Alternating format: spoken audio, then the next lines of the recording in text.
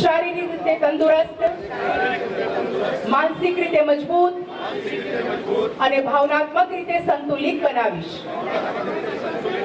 હું મારા પરિવાર અને મિત્રોને દરરોજ રમવા અને રમતગમત અને તંદુરસ્તીની પ્રવૃત્તિઓમાં ભાગ લેવા માટે પ્રોત્સાહિત કરીશ. હું જે પણ રમત રમું છું તેમાં શ્રેષ્ઠતા, સન્માન અને મિત્રતાના ઓલિમ્પિક મૂલ્યોને આત્મસાત કરવાનો પ્રયાસ કરીશ.